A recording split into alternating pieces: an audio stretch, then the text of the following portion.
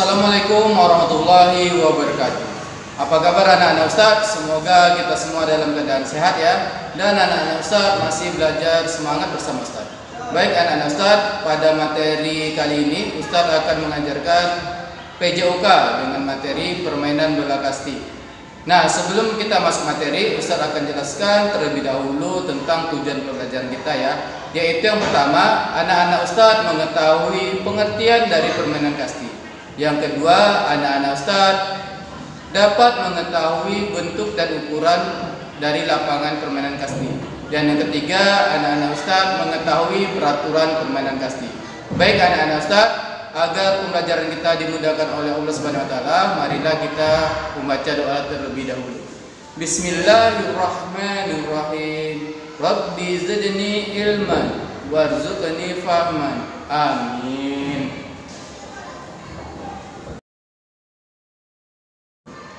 Anak-anak Ustadz, baik kita masuk ke materi yang pertama ya, yaitu pengertian dari permainan kasti.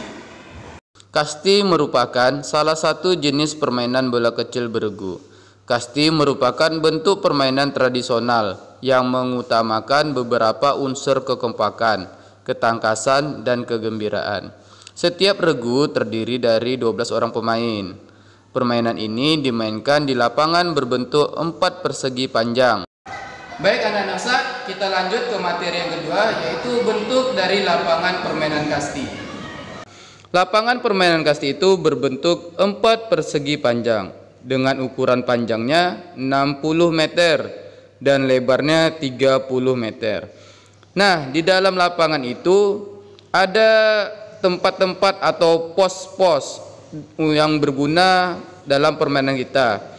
Yaitu yang pertama, anak-anak Ustadz dapat perhatikan adanya ruang penjaga, adanya ruang pemukul, adanya ruang pelambung, dan adanya ruang bebas yang ditandai dengan huruf Romawi atau angka Romawi 1 sampai 4. Nah, dan juga ada ukuran-ukurannya ya. Kemudian ada pos-pos penjagaannya atau tiangnya. Ada tiang 1, tiang 2, dan tiang pertolongan.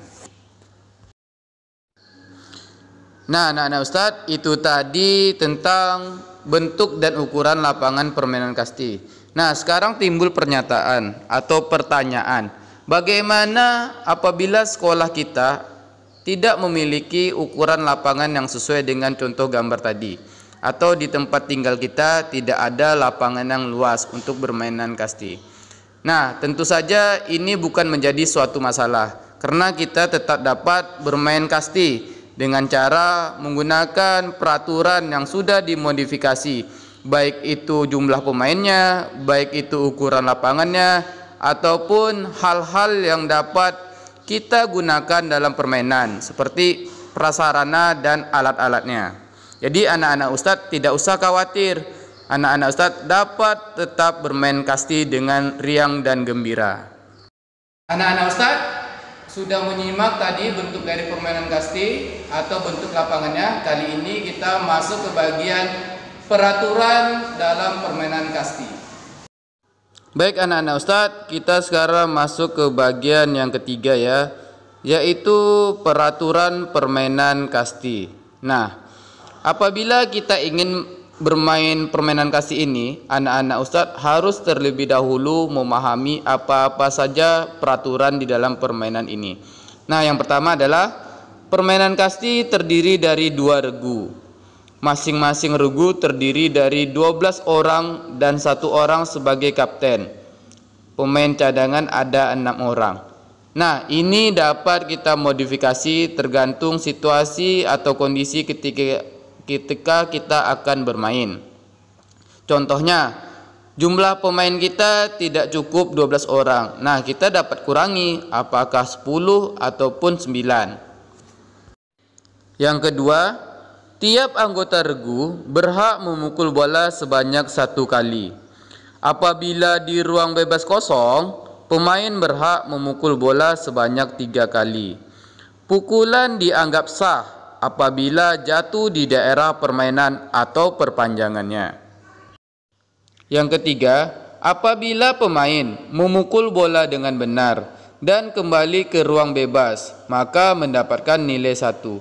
Sementara itu, bila dapat langsung kembali ke ruang bebas tanpa hinggap terlebih dahulu di tiang pertama ataupun kedua, mendapatkan nilai 2. Kemudian yang keempat, pertukaran tempat dari regu pemukul menjadi regu penjaga terjadi apabila yang pertama, regu penjaga melempar bola ke regu pemukul dengan sasaran bagian pinggang sampai kaki.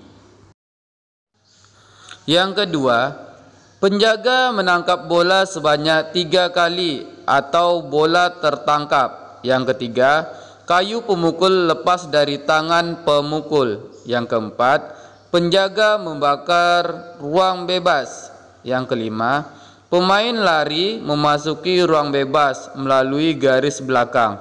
Nah, ini adalah cara apabila ingin menjadi atau ingin terjadi pertukaran tempat antara tim penjaga dengan tim pemukul. Kemudian, supaya permainan berjalan lancar, harus ada wasit pertandingan yang mengambil keputusan dengan cara mutlak. Wasit dibantu 3 penjaga garis dan 2 orang pencatat. Nah, ini juga dapat kita modifikasi tergantung saat kita bermain. Baik anak-anak Ustadz, kemudian ini adalah beberapa perlengkapan apabila kita ingin melakukan permainan kasti, yaitu pertama, tongkat pemukul, biasanya terbuat dari kayu. Kemudian ada bola kasti, kemudian ada tiang yang digunakan untuk tiang hinggap, dan bendera. Nah, ini juga dapat kita modifikasi tergantung ketika kita bermain. Baik anak-anak Ustadz, itu tadi pembelajaran atau materi yang dapat Ustadz sampaikan. Semoga apa yang Ustadz sampaikan anak-anak Ustadz dapat memahaminya ya, dan dapat kelak mempraktekannya ketika kita sudah praktek. Akhirul kalam Ustadz ucapkan, wassalamualaikum warahmatullahi wabarakatuh.